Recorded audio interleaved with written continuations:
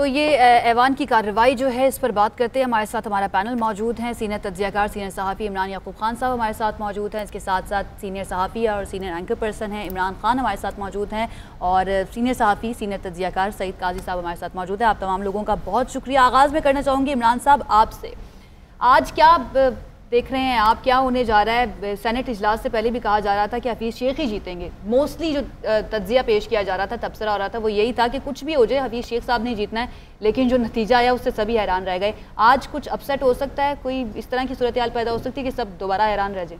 बिस्मिल्लाहिर्रहमानिर्रहीम। देखिए, पहली बात तो ये है कि सब नहीं ये कह रहे थे कि हफीज़ शेख साहब जीतेंगे। मैं खुद अपने प्रोग्राम में 10 दिन से कह रहा था कि हफीज़ शेख साहब, इसलिए सब तो नहीं था कह रहे कि हफीज़ शेख साहब जीतेंगे। उसी तरह जब कोई भी इलेक्शन होता है तो कुछ भी हो सकता है। इलेक्शन नाम ही इस चीज़ का है कि कोई हार सकता है, कोई जीत सकता है। अब यहाँ आज पोजीशन इसलिए ज़रूर थोड़ी सी मुख्तलिफ है कि अभी जैसे आपने खुद कहा कि फवाद चौधरी साहब ने ट्वीट किया है कि उनके पास ज़रूरत से ज़्यादा इस वक्त जो उनके अरकान हैं वो असम्बली में पहुँच चुके हैं। तो अगर हम फवाद चौधरी साहब की इस बात को सच मान लें, क्योंकि हम खुद तो वहाँ मौजूद नहीं है, तो फिर तो बात ये है कि फिर तो इमरान खान साहब के लिए कोई मसला ही नहीं है। ये ना हो कि कोई बंदा वहाँ मौजूद हो के भी हाथ खड़ा ना करे, लेकिन इसकी गुंजाइश मुझे लगती नहीं। तो अगर फवाद चौधरी साहब ये कह रहे हैं कि ज़रूरत से ज़्यादा लोग पहुँच चुके हैं, तो फिर मेरे ख्याल में इमरान खान साहब को कोई मुश्किल होनी नहीं चाहिए। ठीक है, इमरान साहब आपसे जानना चाहेंगे इस बारे में, अगर डिफेक्शन की बात कर ली जाए, 14वीं तरमीम नून लीग ने इंट्रोड्यूस करवाई थी, जिसके बाद से पार्टी लाइन से हटने वाले जो अरकान थे उनके खिलाफ कार्रवाई का एक इन्वोक कर दिया गया आर्टिकल, तो आप इसको देखते कैसे हैं? क्योंकि अगर अमेरिकन डेमोक्रेसी की बात करें तो वहाँ पर अपनी पार्टी से डिसएग्री करना कोई बड़ी बुरी बात समझी नहीं जाती, लेकिन पाकिस्तान में एथिक्स ऐसी डेवलप क्यों हुई हैं? मियां नवाज शरीफ साहब ने की। बिल्कुल, उन्होंने वो अमीरुल मोमिनीन बनना चाहते थे 97 में। उनको ये लगता था कि वो एक कंट्रोल्ड किस्म के इन्वायरमेंट के अंदर सबको काबू करके रखेंगे, और उससे पहले वो ये करना पड़ता था, उनको खर्चा काफ़ी हो जाता था, खाना वाना खिलाना पड़ता था, लोगों के अखराजात बर्दाश्त करने पड़ते थे, कभी छांगा मांगा में, कभी बूरबन में, कभी मरी में, कभी यहाँ कभी वहाँ। तो वो खर्चा बचाने के लिए मियाँ साहब ने फिर ये किया कि मैं इनको कहाँ साथ ले लेके फिरूँ बेचारों को, इनको कभी मैं बांध के इधर ले जाता हूँ, कभी उधर ले जाता हूँ। उस वक्त मोबाइल फ़ोन भी नहीं होते थे, तो बंदा ही काबू कर लेते थे, बिल्कुल, गाड़ियों के भी पीछे कतारें होती थी। तो मियाँ साहब ने कहा कि ऐसी क्लॉज जो है वो मुतारफ़ करवा दी जाए कि ये मेरे से भाग के जा ही नहीं सकते, ये जहाँ जाएंगे ये इनके ऊपर वो नाइली हो जाएगी, ये फारग हो जाएंगे बात। तो पार्टीज़ में डेमोक्रेसी कैसे आएगी इसमें? पार्टीज़ में तो है ही नहीं डेमोक्रेसी। आप देखें ना, मियाँ नवाज शरीफ के बाद कौन आया? वो बेचारे 50-50 साल से उनके जूते घिस गए हैं पॉलिटिक्स कर करके, आवाज़ें बैठ गई हैं, गले पक्के पक्के ही बैठ गए हैं। वो वैसे ही बात करते हैं, लगता है गला बैठा हुआ, नारे लगा लगा के। लीडर बन गई बेटी, उधर मरियम नवाज के, उधर जो है क्या नाम है भुट्टो खानदान में वो कमरुज़मान कायरा, वो यूसुफ रज़ा गिलानी, बेशुमार और लोग हैं, लीडर बन गया बिलावल भुट्टो दरदारी। तो डेमोक्रेसी तो है नहीं पॉलिटिकल पार्टी में। ये किस मुंह से फिर जमहूरियत की बात करते हैं, वोट को इज्जत देने की बात ये करते हैं? जो मुंह आपको मेकअप ज़्यादा नजर आते हैं उन्हीं से करते हैं। जो टीवी के ऊपर आपको नजर आते हैं इनके मेकअप ज़्यादा मुंह, ये उनसे बात करते हैं। मेरे ख्याल में पाकिस्तान का जो पॉलिटिकल वर्कर है वो ज्यादा मैच्योर हो गया। आज मैं देख रहा था कैमरे में और मैंने एक एक मंजर देखा है। अब मीडिया ने तो रिपोर्ट वैसे ही करना है जैसे बेचारी पॉलिटिकल पार्टी रिक्वेस्ट करेंगी या होगा। उन कारकुनों ने बड़ी जबरदस्त मुजामत की अपने गुस्से के ऊपर। कारकुनों को लीडर्स इंस्टिगेट कर रहे थे कि आओ मेरे गले पड़ो। मुसद्दिक मलिक साहब कारकुन क्या कर रहे थे कि सर आप ज्यादती कर रहे हैं। मुसद्दिक मलिक के सामने कैमरा उठा के कारकुन खड़ा था कि मेरे साथ बदतमीजी मत करो, मैं आपकी वीडियो बना रहा हूं, और मुसद्दिक मलिक उसके गले पड़े होते। ये मैच्योरिटी नहीं है, पॉलिटिकल मैच्योरिटी नहीं है। वो आज भी वही कर रहे हैं जिस तरह उन्होंने सियासत का आगाज किया था। सही हो गया। अच्छा सईद काजी साहब, 16 से 17 अरकान जिनके बारे में बार बार कहा जा रहा है लीगी रहनुमाओं जो हुकूमती रहनुमा है उनकी जानिब से, इमरान खान साहब ने भी अपने खिताब में कह दिया कि हमें पता चल गया है कि वो कौन है। अब वो लोग वोट देंगे या नहीं, ज़्यादातर कह रहे हैं कि वो वोट देंगे, लेकिन क्या उनके खिलाफ कार्रवाई होगी या फिर इंतजार किया जा रहा है कि पहले ये कॉन्फिडेंस का वोट ले लिया जाए, उसके बाद कार्रवाई होगी? देखें, कार्रवाई नहीं होती इसलिए कि पहले ही ऐसा सेटअप बनाया जाता है कि जो भी बंदा ऑफिस में आए वो हमेशा डरता रहे। किसी बड़े माफिया ग्रुप को हाथ डाले तो उसे कहा जाए कि जनाब देखें आपका तो फॉरवर्ड ब्लॉक बनने वाला है। तो मैंने एक दफ़ा मरहूम चौधरी अनवर अजीज़ साहब से पूछा, मैंने कहा ये पीएम जो होते हैं ये क्यों इस तरह की हरकतें करते हैं जो हमें अच्छी नहीं लगती। वो कहते हैं वो एक जकड़बंद में बैठे होते हैं, उस जकड़बंद को इधर कर दो, वो मुँह इधर कर लेते हैं। तो ये एक इस तरह का हमारा निज़ाम और सेटअप है जिसमें जिस तरह अभी इमरान खान साहब ने कहा कि ये हाई जैक सिस्टम है क्योंकि ज़राए पैदावार पे इन्होंने कब्जा कर लिया, सियासत भी इनके कब्जे में, पार्लिमान भी इनके कब्जे में। और फिर खान साहब की मैं कल इनकी अपनी वीडियो देख रहा था कि इन्होंने एक बड़ी स्टोरी ब्रेक की है इसमें कि जनाब सिंध बिल्डिंग अथॉरिटी जो है वो एक तो गोल्ड माइन है, ये इन्होंने बताया अपने ज़राए के हवाले से, और कैसे वहाँ से मुबैना तौर पर पैसे तकसीम हुए। तो ये मामला है। लिहाजा इमरान खान हो, कोई आदमी हो, और मैं आज आपको एक और अजीब सी बात कह दूँ, इमरान खान बहुत लकी आदमी होंगे अगर आज बाहर चले जाएं तो, क्योंकि उनके ऊपर से प्रेशर हट जाएगा और ये जो खेल अंदर गंद उछल रहा है ना, ये इनके दामन में नहीं आके गिरेगा, क्योंकि इमरान खान जो है वो इस जो भी मेरे ख्याल में सिस्टम का ज्यादा भला वो बाहर जाके कर सकते लेकिन काजी साहब माफी चाहता हूँ आपको इंटरप्ट करने की। मैं समझता हूँ अपोजिशन भी दिली तौर पे ये नहीं चाहती आज कभी भी नहीं बाहर जाएं, वो चाहते हैं इमरान खान साहब वहां रहें जरूर, लेकिन इस तरह से दबाव में रहें, ये पिंग पोंग इसी तरह से चलता रहे, और वो जो जितने मजीद ये चीजें हैं वो सब उस पे थोपते जाएंगे जी इमरान। अपोजिशन को पता है कि ये बाहर निकला तो ज्यादा बड़ी मुसीबत बन जाएगी। खान साहब ने बड़ी इमरान याकूब साहब ने ना बहुत पता नहीं उन्हें बात क्या इल्हामी बात कर दी है। वो हमें ये कह रहे हैं कि ये सारा मुनाफिकत का खेल है, कहते कुछ है मंशा कुछ और होती है, और ये मकासद जो है वो अपनी जात अपनी एम्पायर और उसकी हैं, और उसकी कीमत कौन देते हैं? 22 करोड़ अवाम हमारे आके सामने झूठ बोलते हैं इमरान ये है, और अंदर से ये चाहते हैं कि इमरान बैठा रहे ताकि गंदा होता रहे और हमारा फिर मौका बने। तो ये सारी सब वेरी सॉरी स्टेटअप्स, और ये सॉरी इसलिए है कि तीसरा अनइंटरप्टेड दौर है ये डेमोक्रेसी का, और इतना तो मार्शल लॉ को ज़ियाउल हक ने खराब नहीं किया था जितना ये डेमोक्रेसी को करके जा रहे हैं। तो we are the loser, people of Pakistan are the loser. Opposition जिस तरह से जीती है सेनेट का इलेक्शन, यूसुफ रजा गिलानी साहब जिस तरह से जीते हैं इमरान, आपको क्या लगता है ऑपोजिशन एक्सपोज हुई है, या जो वो जिस तरह से अपनी अखलाकी फतह का ऐलान कर रहे हैं उनकी सियासत आगे किस तरह से होगी? एक ना ट्विटर पे अकाउंट है वो बना हुआ है अली हैदर गिलानी के नाम से, जरा सर कंफर्म करें कि वो उसी का है। अगर तो उसी का है ना तो सर बहुत ही कमाल आदमी है, मैंने इस बंदे को हार पहनाने हैं किसी दिन से। अच्छा, यानी कोई इतना भी ढीठ और बेशर्म हो सकता है अगर तो ये उसी का असली अकाउंट है तो। लेकिन जिस तरह उसको फॉलो किया जा रहा है और जिस तरह उसके वो फॉलोअर्स बढ़ रहे हैं, मुझे लगता है कि ये उसी का है।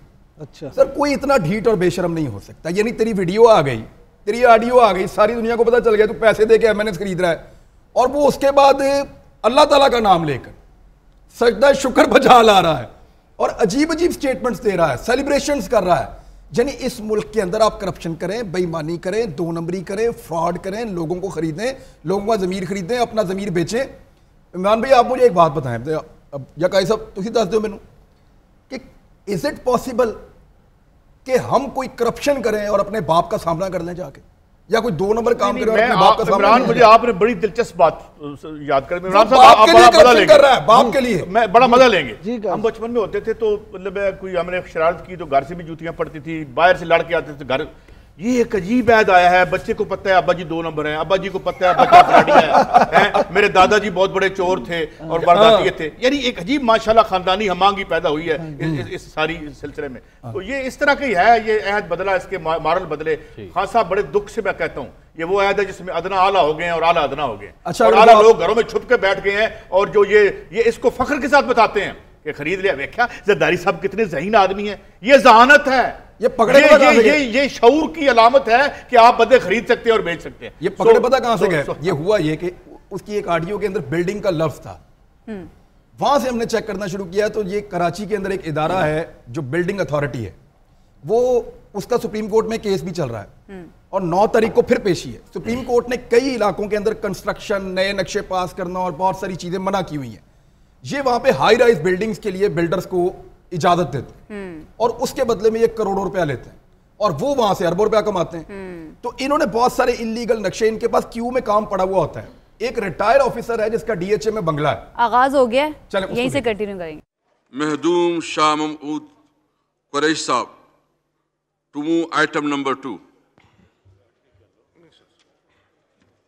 आप बैठे बैठे भी कर सकते हैं। ठीक है सर, खैर है sir. Mr. Speaker, with your permission, I beg to move that this House reposes confidence in the Prime Minister of the Islamic Republic of Pakistan, Mr. Imran Khan, as required under Clause 7 of Article 91 of the Constitution of the Islamic Republic of Pakistan. Honourable members, before we start the process of vote of confidence in the Prime Minister, I explain the procedure to be adopted. Whenever the Prime Minister has to obtain a vote of confidence under Clause 7 of Article 91 of the Constitution of the Islamic Republic of Pakistan, voting shall be recorded in accordance with the procedure set out in the second schedule to the Rules of Procedure and Conduct of Business in the National Assembly, 2007. Before voting commences, the Speaker shall direct that the bills be rung for 5 minutes to enable the members who are not present in the chamber to be present. Immediately after the bills stop ringing, all the entrances to the lobbies shall be locked and the assembly staff posted at each entrance shall not allow any entry or exit through these entrances until the process of voting has concluded. The Speaker shall then read out the resolution before the House and ask the member who wish to vote in favor of the resolution to pass in single file through the entrance where tellers shall be posted to record the votes. On the reaching the desk of the tellers, each member shall in turn call out the division number allotted to him under the rules. The teller shall then mark up his number on the division list simultaneously, calling out the name of the member. In order to ensure that his vote has been properly recorded, the member shall not move off until he has clearly heard the tellers call out his name.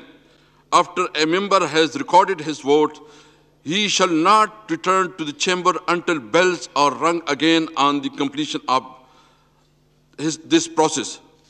When Speaker finds that all the members who wish to vote have recorded their votes, he shall announce that the voting has concluded. Thereupon, Secretary National Assembly shall have the division list collected, count the recorded votes and present the result to the count to the Speaker. Speaker thereafter shall direct that the bills be rung for 2 minutes to enable the members to return to the chamber. After the bills stop ringing, Speaker shall announce the result to the Assembly. Speaker shall also intimate the result to the President in writing. Process of voting. Now we are start the process of voting. Bills be rung for 5 minutes to enable the members not present in the chamber to be presented.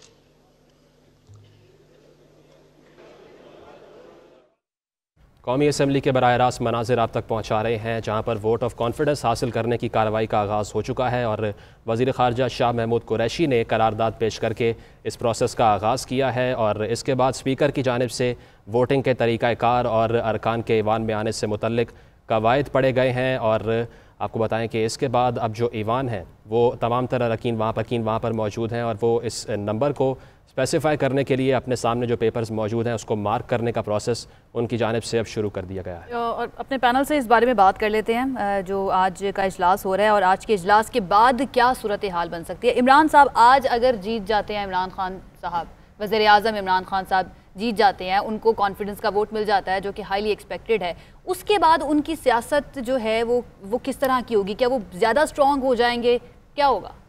देखिए, मैं तो ये समझता हूँ कि इमरान खान साहब आज जीत भी जाएं तो शायद पहले जितने मजबूत ना रहे उनकी सियासत। उसकी बुनियादी वजह यह है कि अगर आप पाकिस्तानी सियासी तारीख को देखें तो 2 दफ़ा पहले ये हो चुका है मामला। एक तो वज़ीर आज़म नवाज शरीफ थे, जब उन्होंने असम्बली वापस आए थे, असम्बलियाँ बहाल हुई तो इत्मीनान का वोट लिया था, तो उसके बाद आपने देखा कि उनकी हुकूमत कितनी देर कायम रही। उससे पहले मोहतरमा बेनज़ीर भुट्टो के साथ ये मामला हुआ और उनके खिलाफ वोट ऑफ नो कॉन्फिडेंस आया। मैं वही कह रहा हूँ, तहरीक अदम इत्तेमाद कामयाब तो नहीं हुई, लेकिन क्या हुआ उसके बाद 6 महीने भी वो पूरी तरह से उसमें ना गुजार सकी। तो ये मैं नहीं समझता कि इमरान खान साहब आज जीतने के बाद शायद फिर से, क्योंकि देखें जो लोग जिन्होंने वोट दिए हैं उनके खिलाफ इत्तेहादी या उनकी अपनी जमात के लोग थे जिन्होंने वोट दिए हैं, तो ये रिजेंटमेंट तो उनमें अभी भी पाई जाती है। ये तो नहीं है कि एकदम से हो गया, आज मामला रुक गया तो कल फिर शायद उसमें चीज़ें हो जाएं।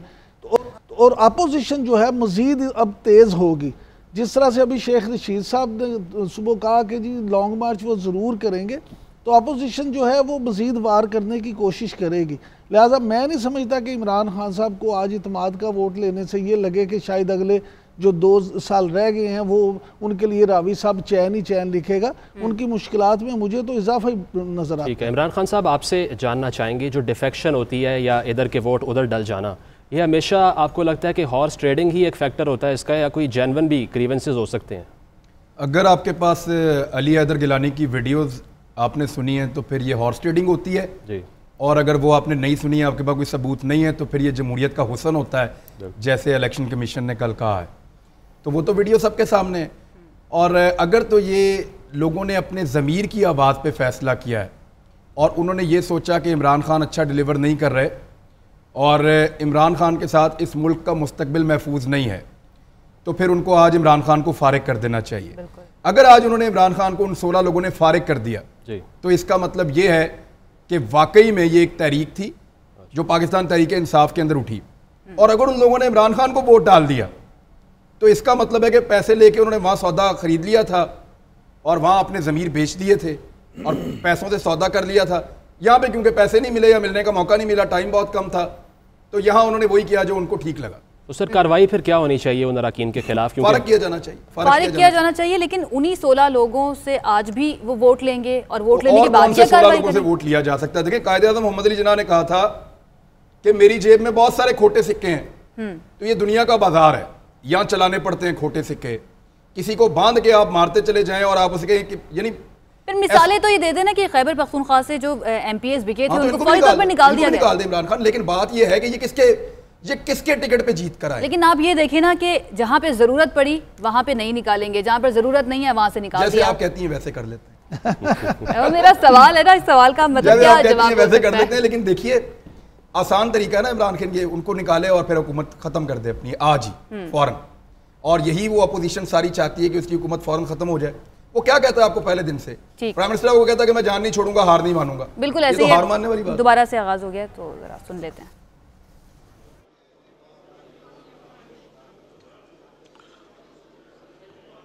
Now I read out the resolution before the Assembly. Please. Order in the House, please. Attention, please. It has been moved that this House reposes confidence in the Prime Minister of Islamic Republic of Pakistan, Mr. Imran Khan, as required under Clause 7 of Article 91 of Constitution of the Islamic Republic of Pakistan.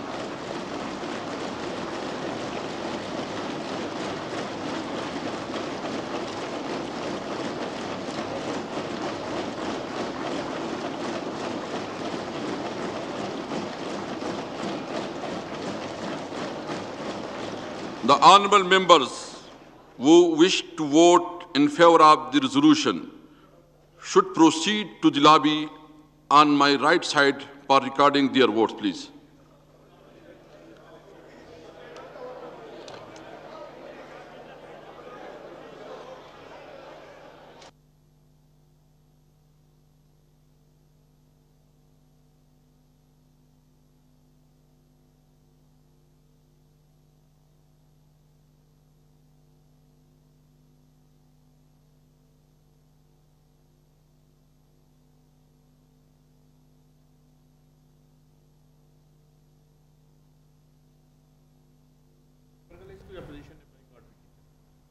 आपको बताएं कि कौमी assembly के बराह रास्त मनाज़िर आप तक पहुँचा रहे हैं, जहाँ वोट मार्क करने का प्रोसेस अब शुरू हो चुका है और बेंच की जानिब तमाम अरकान अब बढ़ेंगे और वहाँ जाकर अपनी राय का इजहार करेंगे। और इससे पहले वज़ीर ख़ारजा शाह महमूद कुरैशी की जानिब से इस करारदाद को पेश किया गया, जिसके बाद ईवान की कार्रवाई का आगाज़ हुआ है। और अब से कुछ देर में जब ये वोटिंग का अमल मुकम्मल हो जाएगा तो जो टोटल है वो आवाम के सामने और ईवान में पेश किया जाएगा। तो दोबारा से अपनी डिस्कशन की तरफ आ जाते हैं। सईद काजी साहब, इमरान साहब ने तो कह दिया कि जैसा मैं कहती हूँ वैसा कर लेते हैं, आपको भी ऐसा लगता है वैसे ही कर लें, जो जैसा कहता है वैसे ही कर लें? एक और एंगल से देखता हूँ, मुझे ये बताएं कि इमरान खान को तो हम कहते हैं कि तुम नमाज नीत लो और उसको नमाज के बाद सलाम फेर के पता चले कि पीछे से उसकी सैनड लेके कोई निकल गया। आप ये देखिए कि who he is dealing with, ये कौन लोग थे, ये कैसे आए, इनका किरदार क्या था। मैं इमरान खान और PTI का माहिती नहीं हूं, मैंने कभी वोट नहीं डाला और मैं 2013-14 से कह रहा हूं कि इस सिस्टम के तहत ये डिलीवर नहीं कर सकते। लेकिन इमरान खान किससे डील कर रहे हैं? जो छांगा मांगा के मौजूद हैं। मुझे ये बताएं कि एक बंदा जो है, आप एक हार्डन क्रिमिनल जो हैं और फिर कन्विक्टेड भी हैं, उनके साथ आप डील कर रहे हैं। और आप तो तमाम, इमरान खान जन्नत में PTI चला रहा है, वो एक ऐसे समाज में चला रहा है कि जहां की सबसे बड़ी वैल्यू पैसा बन चुकी है और वो इसलिए मार खाएगा। और वो वन अगेंस्ट, क्योंकि आपके तकरीबन में तमाम इंस्टीट्यूशंस कंप्रोमाइज्ड हैं हर जगह पे, जो आपको पता है। इसलिए तो हम बैगिंग बाउल लेके फिरे हैं। एक तरफ रूलिंग इशराफिया है जिसकी दौलत का अंदाजा नहीं है, एक तरफ पाकिस्तान है जहां से उन्होंने दौलत कमाई है उसने हाथ में कासा पकड़ा हुआ है और फिर रहे हैं, और हर चीज में मेहनत मुसीबत पड़ जाती है कि फॉरेन एक्सचेंज कहां से। काजी साहब, लेकिन अगर उनके क्लोज तरीन साथियों की बात कर लें, शहरयार अफरीदी को आपके नज़दीक वाकई नहीं मालूम था 2 इलेक्शन में हिस्सा लेने के बाद भी कि वोट डालना कैसे है? यार नहीं पता होगा उनको, या पता होगा, मैं आई डोंट नो उन्होंने ये क्या किया, पता नहीं इमरान खान को भी पता है या नहीं है, but that is beside the point. मैं ये कह रहा हूं बहुत डिटेल बात, या वो मैं भी कंप्रोमाइज हो गए हूं, मतलब है इस सोसाइटी में मुमकिन है वो भी कंप्रोमाइज हो गए हों, मुझे नहीं पता, तफ्तीश करा लें किसी से। मैं आपसे बात ये कर रहा हूं कि रूल्स ऑफ द गेम क्या है। क्या फुटबॉल का मैच का रेफरी जो है वो आजाद है, वो ऑनेस्ट है? गेम क्या हो रही है? और यहां तो आपने असेंबली बना दी थी 1977 में अनइलेक्टेड, जिसके स्पीकर जो है ख्वाजा आज़म साहब के वालिद मोहतरम मरहूम थे, अल्लाह उन्हें गरीक रहमत करे।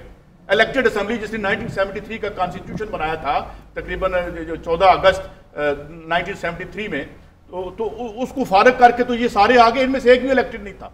और अब माफी मांगते फिरते हैं। ख्वाजा आज़म साहब ने 3 दफा माफी मांगी है, मेरे अब्बा जी ने जो की तसी माफ कर दो, हालांकि ये nothing to do with what his father did, but I would say कि आज ये सियासत में ना होते अगर उस दिन का चोर और काला दरवाजा ना खुलता और असेंबली ना तोड़ी जाती और फांसी ना लगाई जाती इलेक्टेड प्राइम मिनिस्टर को, ये सारे खलो के उसको फांसी लगवा रहे थे। आप किन लोगों से डील कर रहे हैं इमरान खान?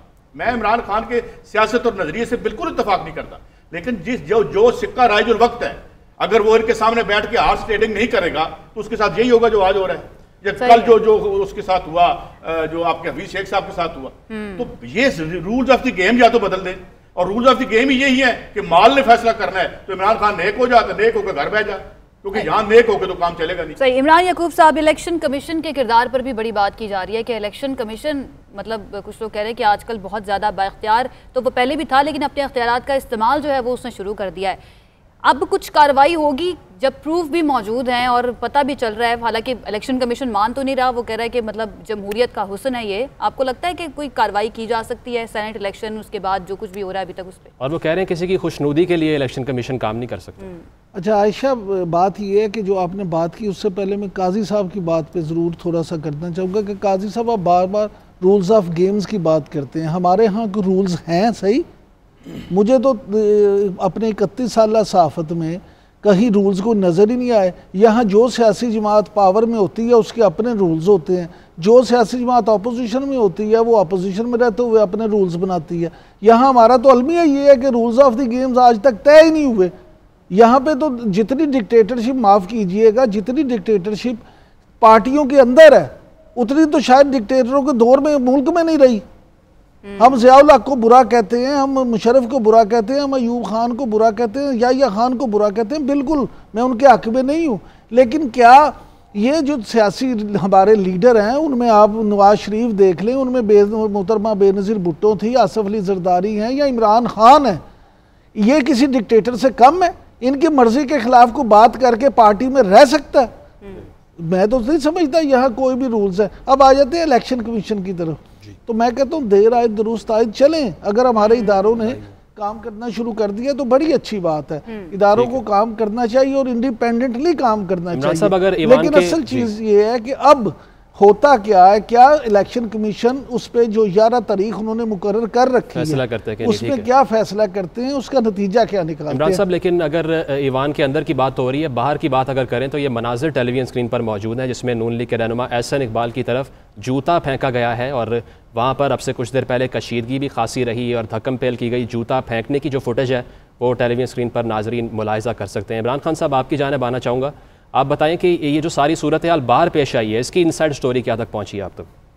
नहीं, इनसाइड स्टोरी तो कोई नहीं। पाकिस्तान तहरीक इंसाफ के वर्कर्स ने कल अनाउंस किया था कि हम जाएंगे वहाँ पे और डी चौक में जाएंगे, इमरान खान के साथ इदारे यकजहती करेंगे, आज उसका दिन है। अपोजिशन ने कहा था हम बाइकआउट करेंगे, हम नहीं जाएंगे तो अपने घरों में बैठे। अपोजिशन ने ये किया कि वहाँ पे एक पॉलिटिकल ड्रामा लगाने के लिए वहाँ पे आए, उन्होंने प्रेस कॉन्फ्रेंस की, कारकुन मौजूद थे, उन्होंने नारेबाजी की। मैंने ये देखा है कि जब इमरान खान लॉन्ग मार्च लेकर जा रहे थे गुजरांवाला से, तो उनको इंस्टिगेट किया कारकुनों को, और फिर कारकुनों ने जूते, पत्थर, डंडे, बेशुमार चीज़ें मारी, और खान साहब को अनाउंस करना पड़ा मेरा कंटेनर बुलेट प्रूफ नहीं है, मुझे गोली लग जाएगी। वहाँ गोलियाँ भी चलाई PMLN के कारकुनों ने। तो ये पाकिस्तान की पॉलिटिकल पार्टीज का टेम्परेचर बढ़ता है ऐसे माहौल में। दूसरी पॉलिटिकल पार्टी, यानी जो एक पॉलिटिकल पार्टी मैदान में है, उसूल ये होता है कि दूसरी पॉलिटिकल पार्टी रिस्ट्रेंट का मुजाहरा करती है और वो थोड़ी देर के लिए पीछे हट जाती है ताकि लोगों का टकराव ना हो। आज दिन था पाकिस्तान तहरीक इंसाफ का, उन्होंने आज निकल के एहतजाज भी करना था, प्राइम मिनिस्टर की दायिदारी यकजहती भी करना था, उन्होंने आले एतमाद का वोट भी लेना था। जब अपोजिशन ने अपने आप को इस सारे मामले से इररेलेवेंट किया था तो उनको रिस्ट्रेंट का मुजाहरा करना चाहिए था। ये हमेशा PMLN तसादुम की तरफ चली जाती है। आई डोंट नो क्यों चले जाते हैं। आपको याद होगा जब इन्होंने फैसलाबाद के अंदर जलसा किया था, वहां पे भी बंदा मर गया था पाकिस्तान तहरीक इंसाफ का, वहां पे PMLN बाहर निकल आई थी, उन्होंने कहा जी हम नहीं करने देंगे, हम लड़ाई करेंगे। अब मियां नवाज शरीफ साहब जब लाहौर, इस्लामाबाद से लेकर लाहौर तक आए, मुझे क्यों निकाला? किसी एक जगह पे उनके ऊपर एक पत्थर फेंका किसी ने कोई झगड़ा किया उनके साथ? हालांकि उस वक्त भी अपोजिशन चाहती तो जगह जगह रास्ता रोक सकती थी, पत्थर मार सकती थी, अंडे मार सकती थी, टमाटर मार, उन्होंने नहीं किया ऐसा। तो पॉलिटिकल पार्टी, पीपल्स पार्टी हो या PMLN हो, इनका ये उसूल रहा हमेशा कि एक दूसरे के ऊपर जब एक की एक्टिविटी चल रही है तो दूसरा मुदाखलत ना करे, वरना ठीक है इमरान, लेकिन हमारे पास वीडियोस भी आई है, जो इस वक्त वीडियो चल रही है, इनको थप्पड़ पड़ा। ये अब वीडियो चला रहे हैं, ये कारकुन ने इनको थप्पड़ मारा जिसकी वजह से लगता है ऐसे कि इनको ज्यादा गुस्सा आ गया। नहीं, मैं आपको बता देता हूं। ये देखिए ये वीडियो यहाँ पे आप नजर आएगा। अव्वल तो इनको जाना नहीं चाहिए था। दूसरा, ये जिस तरह से लड़ रहे थे ना मुसद्दिक मलिक साहब, मैंने वो देखी है पूरी वीडियो। ये वीडियो का एक हिस्सा है जहां पे कारकुन ने पीछे से आके लगा दिया इनको, लेकिन आप पूरी वीडियो देखें तो उस वक्त वो नारे लगा रहे थे। ये PTI के कारकुनों की तरफ खुद चल कर गए, कारकुन इनके मोबाइल से वीडियोस बना रहे थे और इनको मना कर रहे थे कि हम आपको, और ये उनको धकेल रहे थे, ये उनको हाथों से धक्के दे रहे थे। देखिए जब आप किसी को धक्का देंगे, किसी के साथ झगड़ा करेंगे तो वो आपका फूफी का पुत्र थोड़ी है, वो आपको आगे से मारे गई। और आप उनकी जगह पे गए हुए हैं, आज उनका दिन है, आज उन्होंने अनाउंस किया हुआ कि जी हम एहतजाज भी करेंगे, इदारे यकजहती भी करेंगे, एतमाद का वोट भी लेंगे। तो आप अपने घर बैठ के टीवी पे देखें। जब आपका दिन आता है तो कभी वो आते हैं आपसे झगड़ा करने के लिए।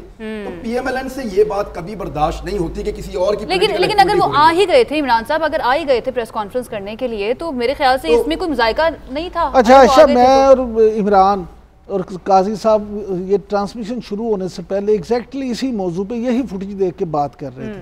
मेरी जाती राय, बड़ी माजरत के साथ, मैं इमरान खान साहब से एग्री नहीं करता, अपने एंकर इमरान खान साहब से।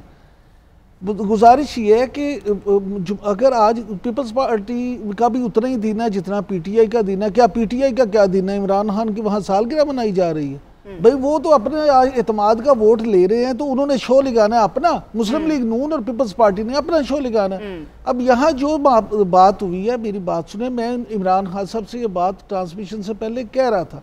मैं कह रहा था कि यहाँ तमाम सियासी पार्टियों को इस कल्चर को फ़रोग नहीं देना चाहिए, रोकना चाहिए। और हमने ये बात की, बल्कि ख़ुद इमरान खान साहब ने कहा कि अभी तो कम है, यहाँ अगर इस वक्त क्राउड दूसरी जमात का होता तो शायद यहाँ अब तक जूते और पत्थर चल गए होते। तो मैंने कहा बिल्कुल ये बात ठीक नहीं है। अब देखिए शाहिद हकान अब्बासी को भी थप्पड़ लगने की खबर रिपोर्ट हुई, इनको आप देख रहे हैं। उसी तरह मरियम औरंगजेब के हवाले से कहा जा रहा है कि उनके साथ मुबैना तौर पे बदतमीजी की गई। मैं जाती तौर पे किसी भी जमात के साथ बदतमीजी करने के खिलाफ। एक छोटी चीज आप मुझे बताएं, एक छोटी चीज आप मुझे ये बताएं कि PMLN कितनी दफा आई अदालत में अपने लीडर के साथ और उनके कारकुन उनके साथ इदारी यकजहती के लिए पहुंचे? कितनी दफा जब नवाज शरीफ साहब की हुकूमत? हाँ जी, मेरे ख्याल में 100 मरतबा आई है। कभी आपने देखा कि दूसरी जमात के लोगों ने आके उनको पत्थर मारे हों, पीपल्स पार्टी वाले आ गए हों, काफरीक वाले आ गए हों, PTI वाले आ गए हों, जमात इस्लामी वाले आ गए हों, उन्होंने आकर उनको पत्थर मारे हों, उनको रोका हो, उनके साथ शोर मचाया हो, या उनके लीडर आके इनके बीच में घुसे हों? कभी आज तक ऐसा नहीं हुआ। ये हमेशा क्यों होता है कि जब कोई भी पॉलिटिकल पार्टी, चाहे पीपल्स पार्टी कोई एक्टिविटी करे, चाहे PTI कोई एक्टिविटी करे, PMLN के लोग जरूर बीच में आते हैं? ये क्यों होता है हमेशा? इमरान खान साहब बात बर्दाश्त नहीं सर, नहीं होता होगा बर्दाश्त, लेकिन मेरी गुजारिश सुन लें, बात PMLN की या पीपल्स पार्टी की या PTI की है ही नहीं, है ना सर? नहीं, मेरी गुजारिश है ना। सवाल मेरा ये था कि जब PMLN जब आई, कभी किसी ने इनके बीच में आके इनका मजा खराब क्यों नहीं किया? बेशुमार दफा हुआ है, ऐसे वाक़यात भी हुए। मेरी गुजारिश सुन लें, गुजारिश ये है, एक दफा बताएं। मैं बताता हूँ। आज सिर्फ आज की उनके लीडर की डेट तो नहीं थी, अपोजिशन ने, पीडीएम ने तो मुजाहरा अपना करना ही था कि जी हम जब भी बाइकाट होता है, आप माशाल्लाह सीनियर साफ़ी हैं, रिपोर्टिंग भी करते रहे हैं, कोई एक दिन बताएं कि जिस दिन अपोजिशन ने या किसी जमात ने बाइकाट किया हो और मीडिया से बाहर गुफ्तगू ना की हो, बाहर इस तरह मजमा ने लगाया, कोई एक वाकया बता सर। मैं आपको ये कह रहा हूं कि लग गया, आप चले जाएं।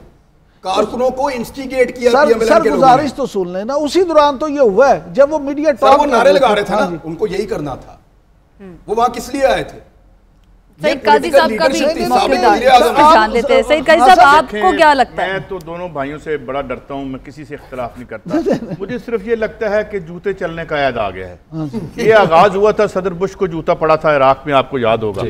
तो आज हम अपने प्रोड्यूसर साहब से कहते हैं कि इस तरह के जो अच्छे वाकयात हैं उनकी जरा एक निकाल के बनाएं, ये अच्छे या बुरे। वो तो बच गए थे, ऐसा इकबाल साहब को लग भी गया, पहली दफा नहीं हुआ। पर मुझे लगता है कि हुसैन नवाज की, हसन नवाज की या सलमान शहबाज की गैरत क्यों नहीं जागती जब उनके माँ बाप को सरेआम गालियां देते हुए लोग पीछे पीछे चलते रहते हैं?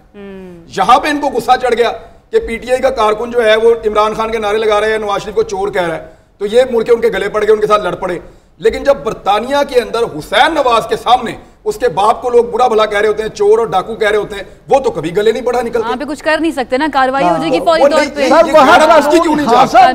वहां कानून की बालादस्ती है, उन्हें पता है कि हम बोलेंगे तो हमें भी हवाला। यहाँ रकम की बालादस्ती।